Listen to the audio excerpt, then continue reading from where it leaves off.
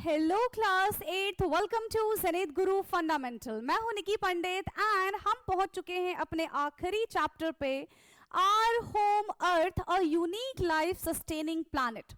सो आज हम इस चैप्टर के 20 मल्टीपल चॉइस क्वेश्चंस करेंगे एंड आउट ऑफ 20 आपने कितने क्वेश्चन के आंसर सही किए हैं ये आप मुझे कमेंट करके बताएंगे, ठीक है, ताकि मुझे पता चले कि यस जो अभी तक हमारे क्वेश्चंस का लेवल है, ठीक है, आप उससे आगे बढ़ चुके हो और हम और टफ क्वेश्चन लाने के लिए कोशिश करेंगे, ठीक है, सिर्फ और सिर्फ आपके लिए। सो बेसिकली अब देखो क्या होगा, आप सोच रहे होंगे कि अब हमारा मल्टीपल चॉइस क्वेश्चन तो खत्म है ना, इसके बाद हम क्या करेंगे। तो अभी बहुत सारी चीजें आप लोगों के आने के लिए बहुत बाकी रह गई है, जैसे कि multiple choice question already done, assertion reason है, केस बेस्ड क्वेश्चन है, माइंड मैप है, बहुत सारी चीजें अभी आप लोगों के लिए आएंगी। सो डोंट वरी, ऐसा नहीं है कि सिर्फ और सिर्फ हम एमसीक्यू करके हमने चैप्टर की प्रैक्टिस कर ली, ठीक है। चलो, एंड 2 मार्कर 3 मार्कर क्वेश्चन लाने की भी हम कोशिश करेंगे। So without wasting a single second let's start our today's class and let's see कि आज की क्लास का हमारा पहला क्वेश्चन क्या होने वाला है, ठीक है। सो क्वेश्चन नंबर 1 इज, क्या है question number 1, what makes Earth position in the solar system ideal for supporting life. देखो हमें पता है कि हमारी अर्थ के अलावा भी बहुत सारे प्लैनेट्स हैं, ठीक है, जो सन के इर्द गिर्द घूमते रहते हैं, है ना, बट वहां पे ना सारी चीजें पॉसिबल नहीं है जो चीजें हमारे अर्थ पे पॉसिबल है, ठीक है। तो इसके लिए काफी सारी कंडीशंस जो हैं वो रिस्पॉन्सिबल है, जैसे कि किस ऑर्बिट पे हमारा अर्थ जो है वो रिवॉल्व कर रहा है एंड बहुत सारी चीजें। सो यहाँ पे हमसे वही पूछ रहे हैं ना कि what makes Earth position in the solar system ideal for supporting life, ठीक है। ऑप्शन क्या है, it is the closest planet to the sun, it lie in the habitual zone allowing liquid water, it has a strongest magnetic field in the solar system and it has no atmosphere। तो क्या चीज है, yes, जो हमारे अर्थ को बहुत ज्यादा unique बनाती है। So that is the earth position in the solar system, है ना। कौन सा है यहाँ पे जो हमारी अर्थ है वो किस जोन में लाई कर रही है, that lie in the habitable zone that allow liquid water. बाकी कहीं पे भी लिक्विड वाटर एग्जिस्ट नहीं करता एंड हमारे अर्थ पे लिक्विड वाटर एग्जिस्ट करता है एंड वही हमारी लाइफ है, right. So for the question number 1 which option is correct, yes, कौन सा हमारा ऑप्शन करेक्ट हो जाएगा, दैट इज ऑप्शन 2, ठीक है। क्वेश्चन नंबर 1 का ऑप्शन 2 हमारा एकदम करेक्ट है।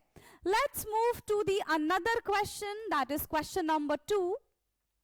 सो why is Venus the hottest planet in the solar system. Venus सबसे ज्यादा हॉटेस्ट प्लैनेट क्यों है हमारे एंटायर सोलर सिस्टम में, what is the reason.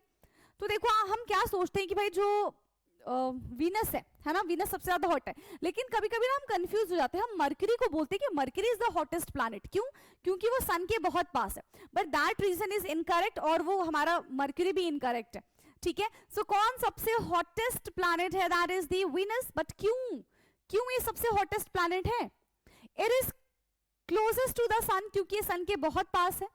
It has a thick atmosphere causing a strong greenhouse effect, it has no magnetic field and it has liquid water on its surface।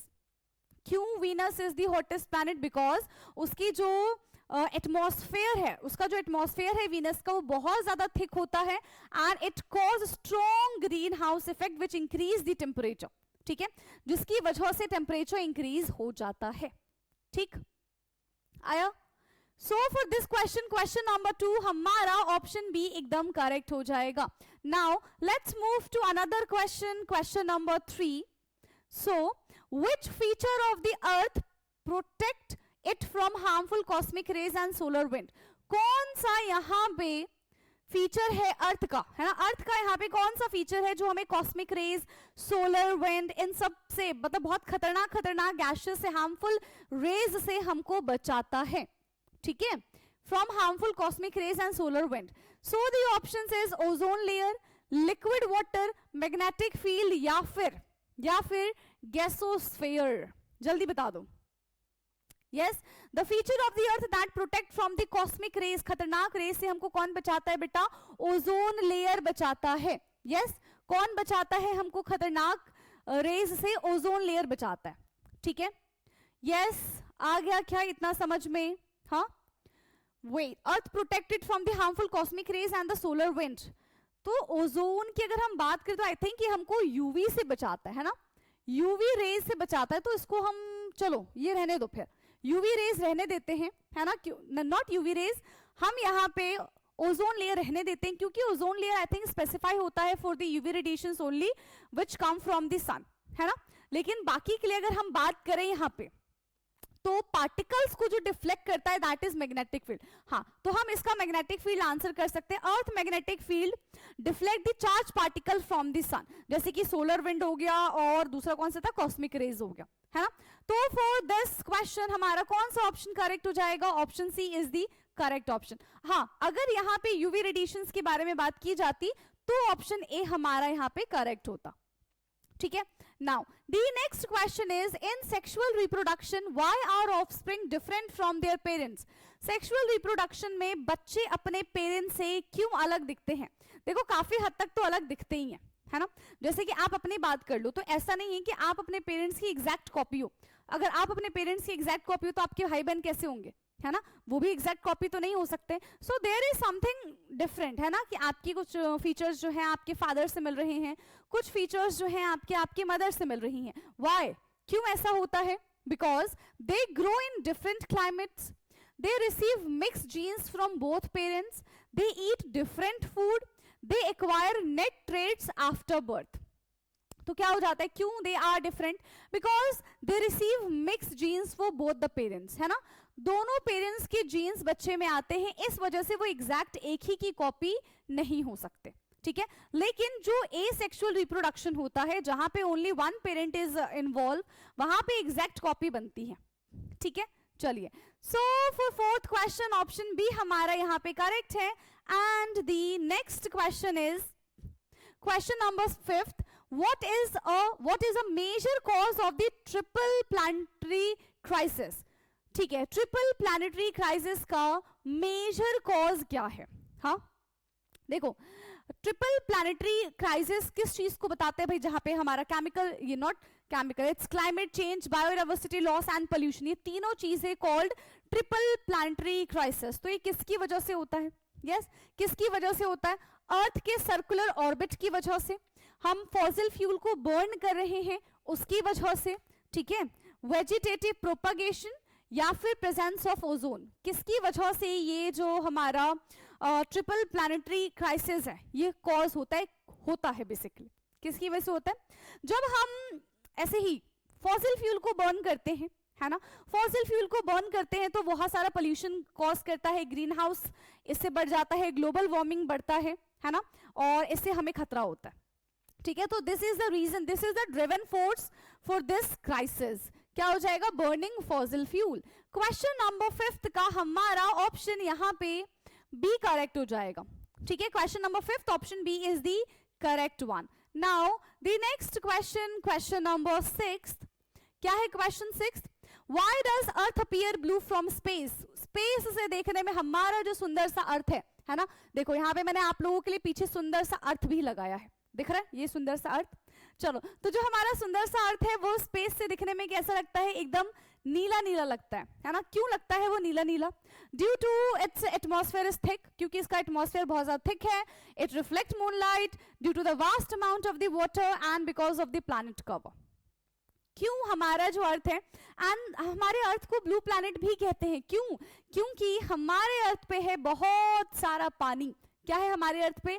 बहुत सारा पानी है, but इतना सारा पानी है कि हम उसको पी ही नहीं सकते, है ना, क्योंकि सारा का सारा पानी ना पीने वाला नहीं है ना, बहुत खारा पानी है, ठीक है, बट पानी तो पानी है। तो उस पानी की वजह से हमारा जो सुंदर सा अर्थ है वो नीला नीला दिखता है ना। So due to the vast amount of water is the correct one. Question number 6 option C हमारा एकदम करेक्ट है। Now next question is question number 7। What happens during fertilization in animal? क्या होता है fertilization in animals में? हाँ, fertilizations के time पे क्या चीजें होती हैं? फूड फॉर्म होता है, बोन्स ग्रो होते हैं, स्पर्म एंड एग कंबाइन होते हैं, या फिर एग का ब्रेकडाउन होता है।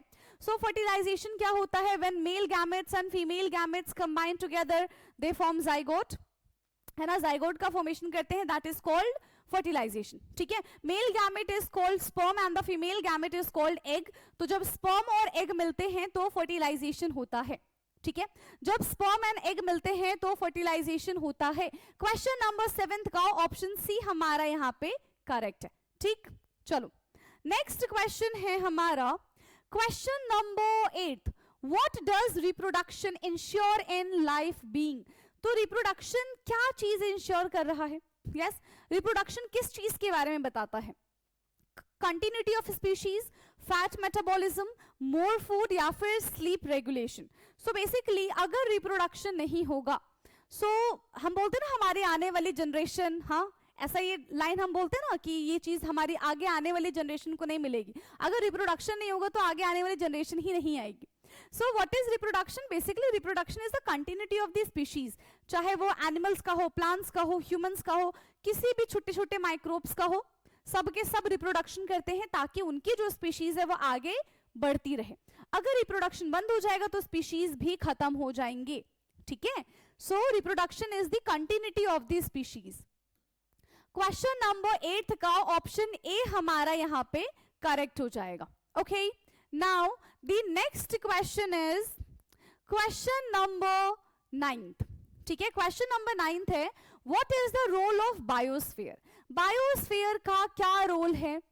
Create earthquake, support all forms of life, release methane या फिर ब्रेक डाउन ओजोन।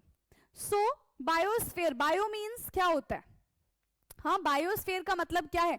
अर्थ का वो पार्ट जहां पे लाइफ एग्जिस्ट करती है ना। बायोस्फीयर का क्या मतलब है? अर्थ का वो पार्ट जहां पे लाइफ एग्जिस्ट करती है जहां पे क्या क्या चीजें प्रेजेंट है, लैंड है, वाटर है, एटमॉस्फेयर है, सारी की सारी चीजें हैं। And it provide some conditions for survival also, है ना, चाहे प्लांट्स हो, एनिमल्स हो, माइक्रोब्स हो, सबके लिए कंडीशंस प्रोवाइड करती हैं, right. So what do biosphere? Biosphere supports all form of life, है ना, हर लाइफ को बायोस्फीयर सपोर्ट करती है। So for this question which option is correct? Yes, question number 9 का ऑप्शन बी हमारा करेक्ट हो जाएगा। Now the next question, question number 10, why is Venus hotter than Mercury. Venus Mercury से ज्यादा hotter क्यों है जबकि Mercury is the closest to the Venus? Yes, अभी हमने देखा था, हाँ अभी हमने पढ़ा था इसका आंसर। क्यों ऐसा होता है? हाँ, क्यों ऐसा होता है? Because it is large, it is closer to the sun, its atmosphere trap more heat या फिर spin faster. What is the reason बेटा? क्या रीजन हो जाएगा? Why is Venus hotter than Mercury? Because क्योंकि उसकी जो एटमॉस्फेयर है वो ज्यादा से ज्यादा हीट को ट्रैप करती है। किसकी? वीनस की। वीनस का जो एटमॉस्फेयर है it trap more and more heat, ठीक, जिसकी वजह से क्या होता है? ये बहुत ज्यादा गर्म होता है। Venus is more hotter than mercury. Okay, now question number 11 is why does the term habitable zone means. तो हैबिटेबल जोन का क्या मतलब होता है? यस, हैबिटेबल जोन का क्या मतलब होता है बेटा? A zone with oxygen tank, a distance from a star where water remain liquid, an area with a strong wind, or ring of a planet.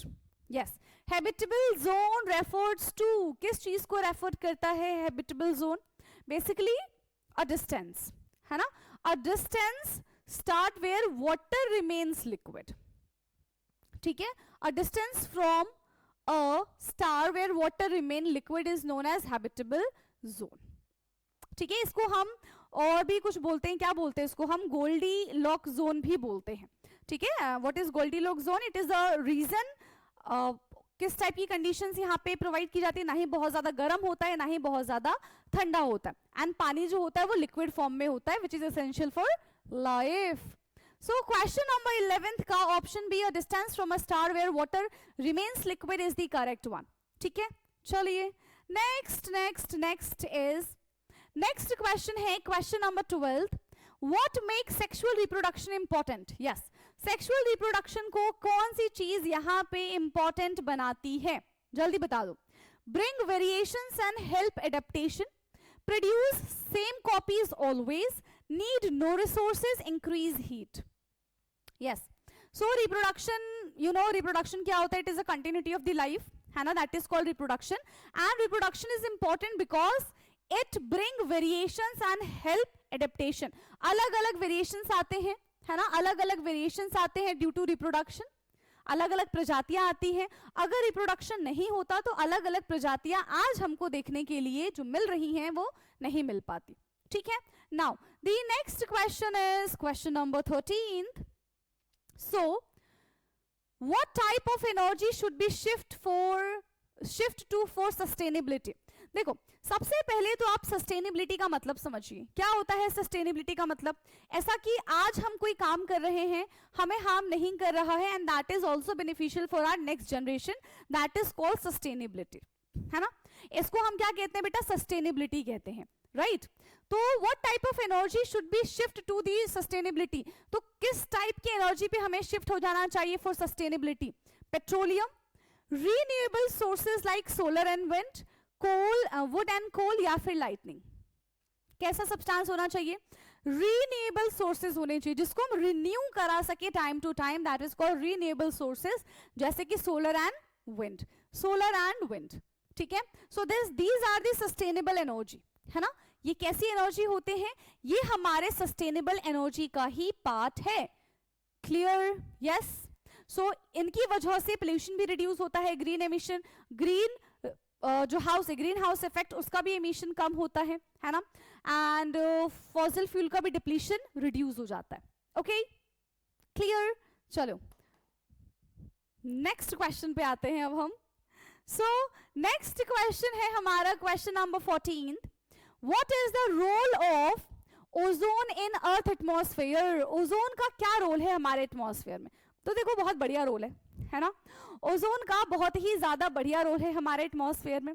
ये एक क्या काम करता है? पहले ऑप्शन देख लेते हैं. It help tree grow. ये ट्री को ग्रो करने में हेल्प करता है. Make cloud colourful. ठीक है, क्लाउड को कैसा बना देता है? एकदम कलरफुल, सुंदर सुंदर सा बना देता है. Shield Earth from UV rays. हमारे अर्थ को, हमारी खूबसूरत सी अर्थ को वो खतरनाक रेज से बचाता है. And trap sound. हम जो यहाँ पे शोर मचा रहे होते हैं, है ना, उस साउंड को ट्रैप करने का काम करता है.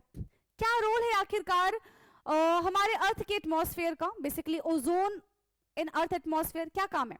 सो जितने भी हार्मफुल रेडिएशंस होती हैं, है ना, जैसे कि खास करके UV radiations which come from the sun, वो यूवी रेडिएशन से हमको प्रोटेक्ट करता है. ठीक है, किससे प्रोटेक्ट करता है बेटा? यूवी रेडिएशन से हमें प्रोटेक्ट करता है.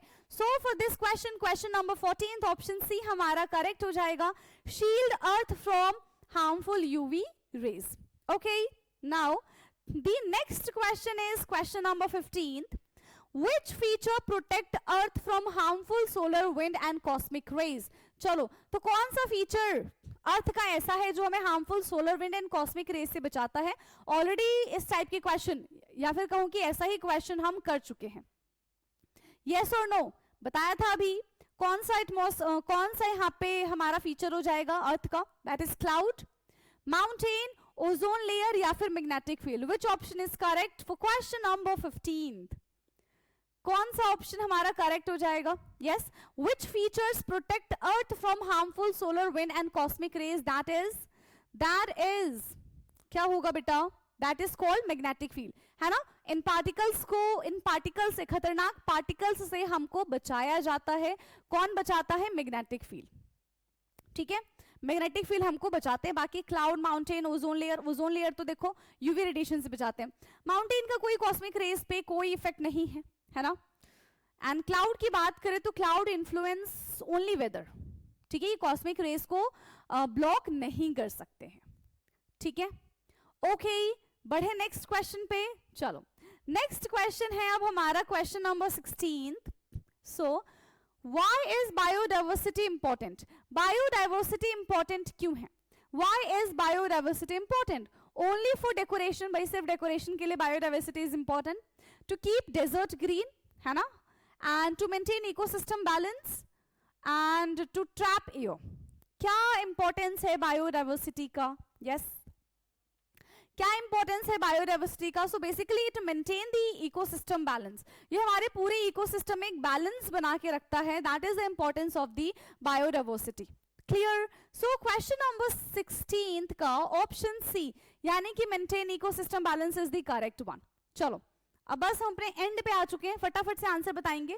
क्वेश्चन नंबर 17 का, why is earth called a Goldilock pattern? ठीक है भाई, अर्थ को हम Goldilocks pattern, not pattern, it's planet, ठीक है, क्यों कहते हैं? अभी बताया था. It is very large, it is hot like mercury, it is not too cold, not too cold for water, and it has golden soil. Which option is correct for this Goldilocks planet? अर्थ को हम Goldilock planet क्यों बोलते हैं बता दो. अभी जैसे कि ठंडी है ना, बहुत ठंड है, पर इतनी भी ठंड नहीं है कि इंसान जम जा रहा है, पानी जम जा रहा है, हवाएं जम जा रही है ना. लेकिन अभी बहुत सारी ऐसी जगह है, ठीक है, जहाँ पे बिल्कुल ऐसी चीजें जम जाती हैं, है ना. तो हमारा एक अर्थ ऐसा है, ठीक है, जहां पे ना ही बहुत ज्यादा गर्मी होती है, ना ही बहुत बहुत बहुत ज्यादा ठंडी होती है, ठीक है. बाकी अदर प्लैनेट्स के कंपैरिजन में कुछ प्लैनेट्स होते हैं जो हमेशा गर्म रहेंगे, कुछ प्लैनेट होते हैं जो हमेशा ठंडे रहेंगे, है ना. तो यहाँ पे हमारे अर्थ पे हैबिटेबल जोन बना के रखता है around the sun, that is called Goldilock planet. ठीक है, ओके. सो क्वेश्चन नंबर 17 का, which option is correct? It is not too hot और too cold for water. Okay, so question number 17 का हमारा ऑप्शन सी एकदम correct है. Now another question, question number 18, what does earth balance depend on?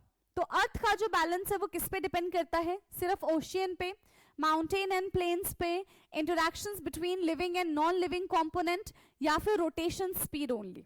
किस पे अर्थ का balance depend करता है? कि हमारे अर्थ पे बायोटिक यानी कि living organisms and non living organisms के बीच का इंटरैक्शन कैसा है, उस पे पूरे हमारे अर्थ का बैलेंस डिपेंड करता है.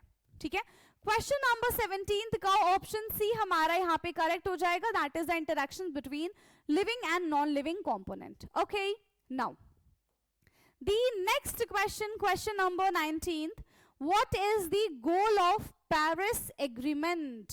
यस, पेरिस एग्रीमेंट का गोल क्या है? Stop ozone layer, reduce rainfall, limit global warming below 1.5 degree centigrade, या फिर ban all fuels? Yes, Paris agreement का क्या गोल है? Any idea? हाँ, क्या गोल है? तो पेरिस एग्रीमेंट का गोल है limit global warming below 1.5 degree, है ना. So basically this is a international treaty, है ना, जो कि ग्रीन हाउस एमिशन को रिड्यूस करने के लिए ये उन्होंने कदम उठाया था, है ना. And it is a primary goal to keep the increase the global warming, जो हमारा टेम्परेचर बढ़ रहा है ना, जो 2 डिग्री पे जा चुका है, 2 डिग्री सेंटीग्रेड, तो उसको परफेक्टली 1.5 पे लाया जाए. ठीक है, आगे समझ में. सो for this question which option is correct? क्या हो जाएगा? अच्छा, ये हमारा वापस से 18 आ गया. चलो कोई बात नहीं, 19 पे हम चलेंगे. 19 का क्या हो जाएगा answer? Limit global warming below 1.5, जो कि 2 पे जा चुका है, उसको वापस से लिमिट करके 1.5 पे लेकर आना है. नाउ द आखिरी question of today's class is, which organisms can regrow from a small body part? यहाँ पे एक ऐसा ऑर्गेनिजम्स है जिसको अगर हम कट कर देंगे, उसके छोटे छोटे पार्ट से भी वो एक नया ऑर्गेनिजम्स बन जाएगा, है ना. तो कौन सा पार्ट है वो? फिश, काउ, प्लानेरिया, या फिर एलिफेंट? कौन सा पार्ट हो जाएगा बेटा? यस, कौन सा पार्ट हो जाएगा? That is Planaria. सुंदर सा कैसा दिखता है ये प्लानेरिया?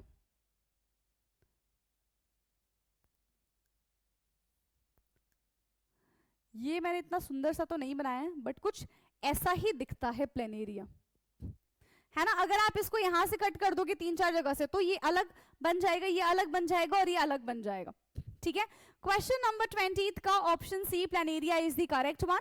सो यहाँ पे हमने सारे के सारे 20 के 20 क्वेश्चंस कर लिए complete. And out of 20 questions आपने कितने क्वेश्चन सही किए हैं, है ना, कितने क्वेश्चंस के आंसर आपको आते थे, कितने के नहीं आते थे, ये सारी चीजें आप मुझे कमेंट करके बताएंगे. ओके, सो अब हमारी मुलाकात होगी अपने नेक्स्ट क्लास में. तब तक के लिए पढ़ते रहिए and thank you so much. Bye bye.